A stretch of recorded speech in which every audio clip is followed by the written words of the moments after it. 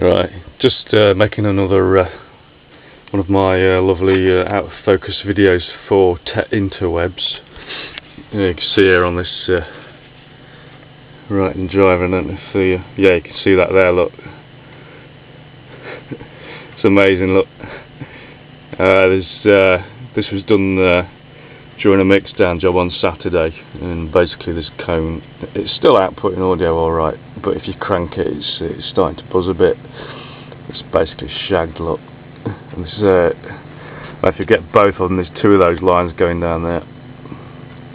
There's one further down, and it's also it's starting to break up in this area as well. It's sort of getting spindly. And much as I like these speakers, these cones are 200 quid a piece, and it's 400 quid on just some drivers and some old speakers, and it's like getting into, you know, it's going to be good money after bad, that, isn't it? So having to sort out something different to go in here at the minute. I think I'm going to go for 18-inch drivers again, which I think they are in these, to get that bass extension, and they're fairly big cabs for near fields, these.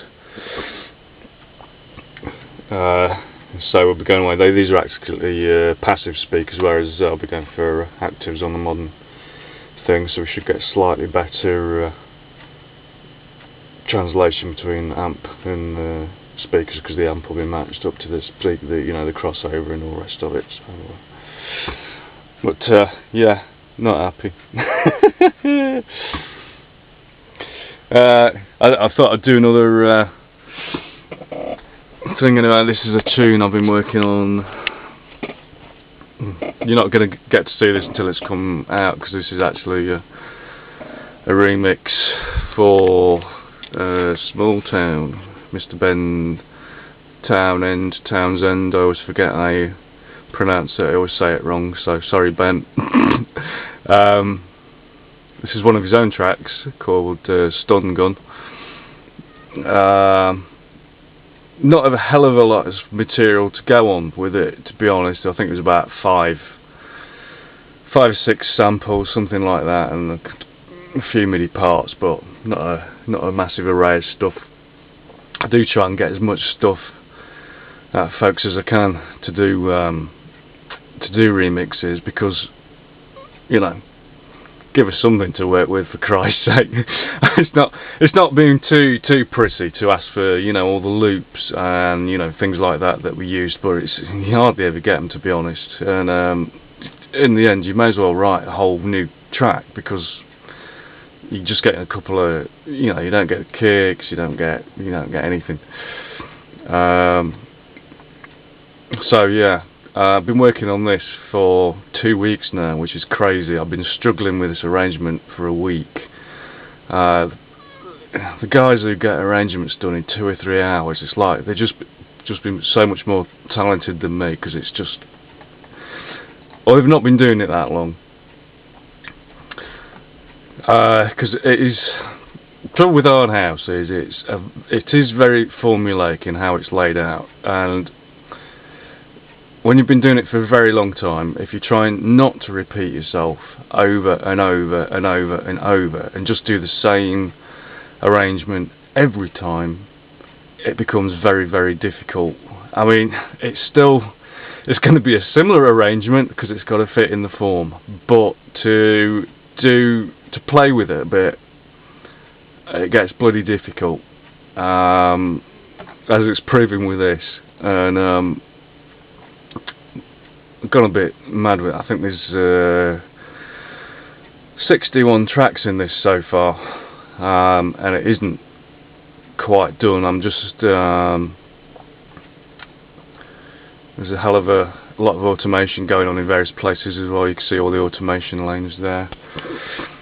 It's not all on view, because this is just like one lane on each bit. I mean, some of them have got 2 or 3 lanes on them, but it gets a bit of a pain scrolling up and down on everything that's cracking off. So yeah, the bit that's probably a real ball ache at the minute is just the main kick in, at the end of the breakdown. It's been not much fun, to be honest. It's alright coming up to the breakdown. Start the breakdown's great. We've got an idea for what's going to happen later on with another 2 or 3 synths coming in which aren't used here, which is not particularly standard. It's just getting the parts in. Throughout the breakdown it works really well, and then it comes into where it kicks in at the minute, and yeah, it doesn't. It's just not got it there at the minute. It's not got the drive to it. So yeah, I mean, this is the first kick in after intro.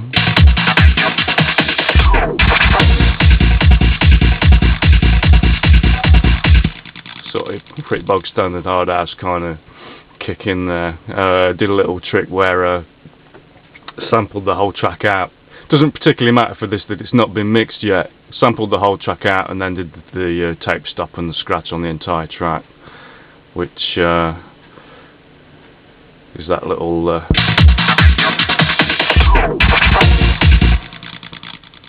took a while to do that.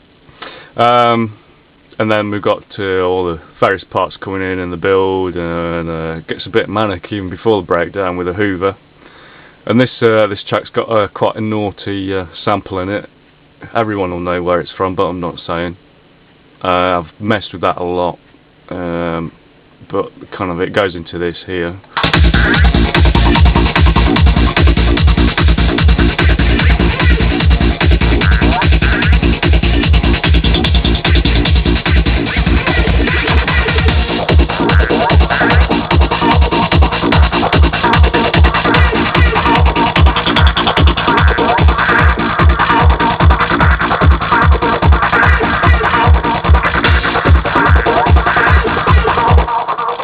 Do you recognise the sample? You should do.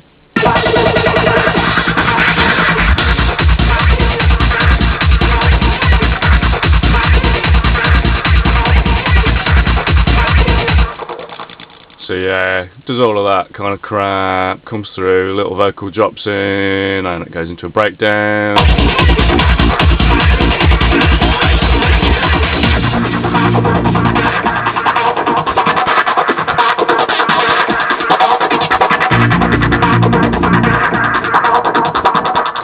Okay, basically fades out. Now the idea in this breakdown is you've probably heard the big synth coming in underneath. That's actually going to get laid up about 5 times. So there's a big one at the minute that's got a big stereo chorus on it that sits fat left and right with a low pass filter on it. And then another synth will come over the top, which has actually got split 2 ways left and right with a high pass on the left and right side, but it's not panned very wide. And that's more of a cut-in sound that kind of goes in with the smoother sound underneath. And they both build up with all the filtering crap that we always do on this sort of stuff.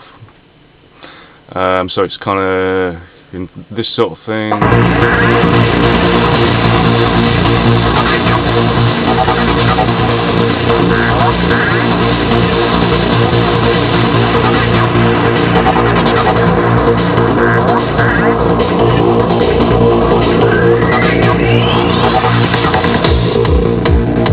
So there's the fuzzy one in on top, slap bang in the middle with the high passes on it.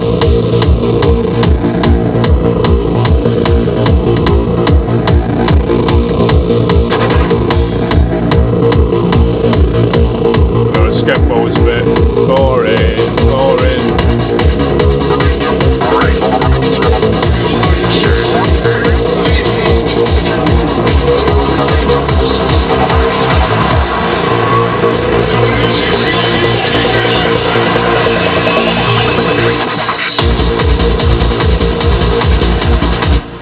There we are into that bit, and it's completely flat at the minute.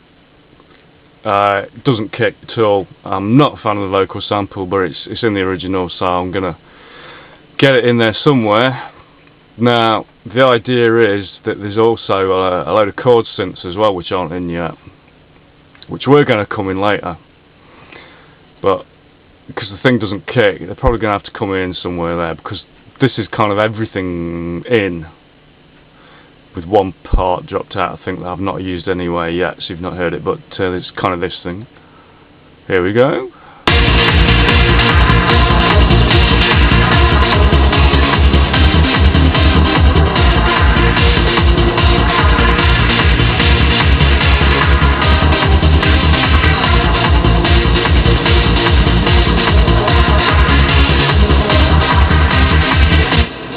So yeah, there's a kind of that really the high chord isn't going to come in till later, and there's a lower chord that's in there that's going to be a bit of a bitch to fix in with the other two synths, and there's a load of the rhythm synths have dropped out at that point because it's just so full in the mix anyway.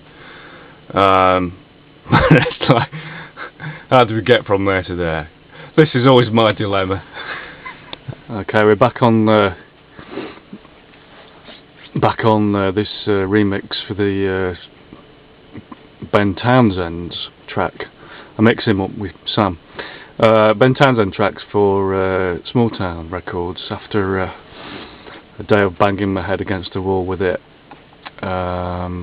finished up at about midnight last night, and obviously by that point I was a bit sick of it. Finally got the arrangement done,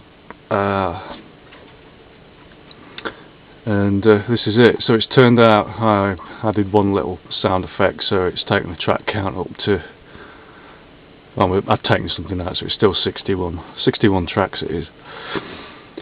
You see, I need to change the layout of this because my kicks are hidden down the bottom somewhere. I like to run it with the kicks at the top, bass, percussion, whatever. It's due to historic reasons as much as anything, as how the old sequencers used to scan down the screen. I don't actually know if modern sequencers do or not. So this is kind of the amount of tracks in this thing. You see it goes down and down and down and down, so there's quite a lot of shizzle in there. I think I would say a word on, people coming in to get stuff made and engineered and things like that. From what I've been getting, some of the feedback I've been getting coming back this month on the offer, I think some people's expectations are maybe a little unrealistic in the fact, I don't know if they've used other engineers or not before who maybe, yeah, I know it's different strokes for different folks, but obviously if someone's coming to me, they kind of want my sound, and they seem to think they're going to get it in one day, and I'll just come out straight and say, you're not. You're not even going to get 60 odd tracks laid in a day. 3 or 4. It's always slower doing things on your own because it's not the same. You haven't got that rapport going and the feedback and two people firing off each other. It's much slower, especially when you've been doing it 20 odd years like I have, and you write so much stuff and then just destroy it anyway because it's not what you're after. So it is more than one person. It is a faster process, but I mean, this thing has had 4 or 5 days now spent on the arrangement, and now it's going to be a full day mixing it down. So, you know, someone says, oh, Sean, can I come and do the track? I'll book a day. Don't be disappointed if you go away and you haven't got a track, because it's not going to happen. Yeah, I can see people working from templates, past tracks, tuning out the same old thing, same old format. It can be done, but it beggars the question, why are you doing it? So, yeah. I know there are a lot of people, and I see it all the time on the Facebook and here, there and everywhere. You know, there's this attitude that's out there across the board, you know, it's only a hard house. And to me, that attitude stinks, because, you know, it's only, well, if you're always doing it down like that, and that's your only, if you view it as it's only that, it's never going to be anything else in your mind, is it? You've got to, it is what it is within the form, but you make of it what you make of it, and you either just do the same old, oh it's just hard house, just bang it out, or you try and push it within boundaries. It's always within boundaries, which is the difficulty of the thing for me. But yeah, as I say, stop doing it down. You know, it can be whatever you want it to be, so make it so. So yeah, this is the bit I was having trouble with yesterday when I left it. It was just the kick-in. It wasn't kicking. Still not 100% there. It'll be better after it's been mixed. But this is where this kick-in is now, if we're from.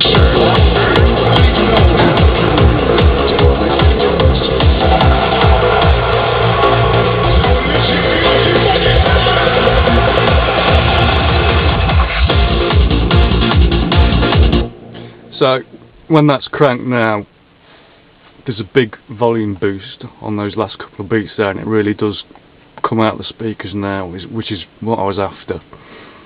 And then after that, there's a hell of a lot of different variations and parts coming in. It's not just straight in, straight out to DJ outro. There's quite a few little bits there, because there's another 2 new parts to come in later on, which was quite a challenge getting them in.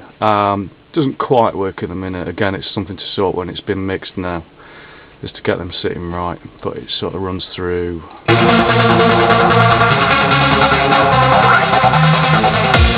You see, we've got those high kind of lead synths in there. It's a similar sound to that I used in Resurrection actually, but that's not used in the breakdown at all.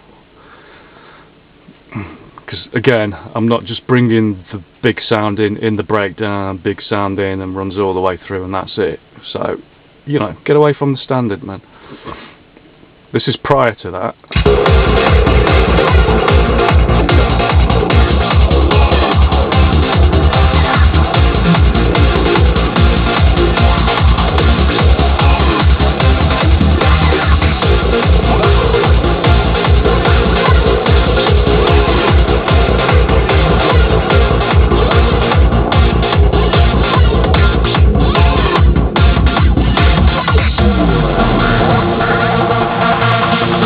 There's another second mini breakdown there, which a lot of people won't like because they just want it to be balls to the wall all the way through, but that's what CDJs and the likes were made for. DJs don't just have to play things end to end, so they can chop and change as they like. It's not just hard house. So then we've got 2 new sounds coming in, then it all kicks back in with a small kick in, and then there's another 2 or 3 variations later on.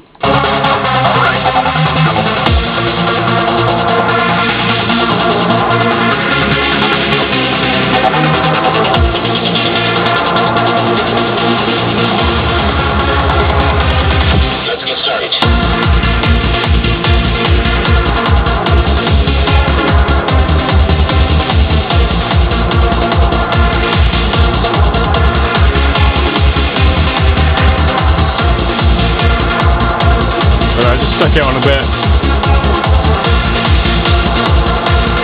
Oh, another synth.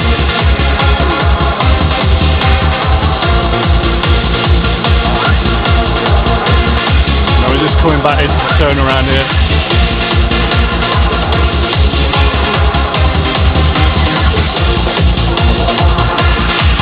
Now we're in another fade up now to get that cheeky sample back in. So we've got to get into the DJ outro somehow from this.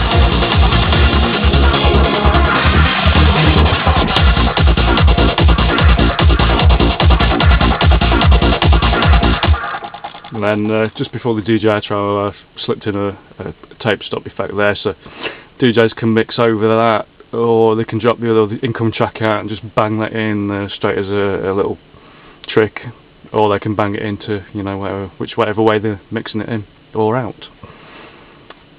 Just give them something to play with, rather than just straight in, straight out, mix over, whatever. You know, DJs have got to have fun with it as well, aren't they? I mean, you know.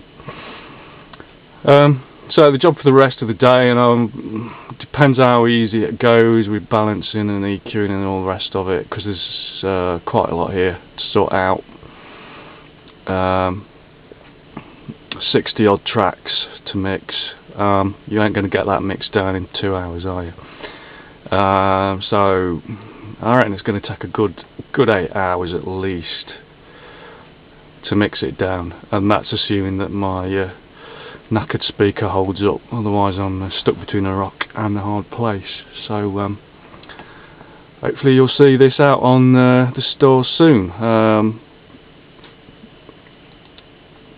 Support Toolbox Digital and Ben and all the rest of the team. So the bigger stores for hard house, nah, get down to Toolbox.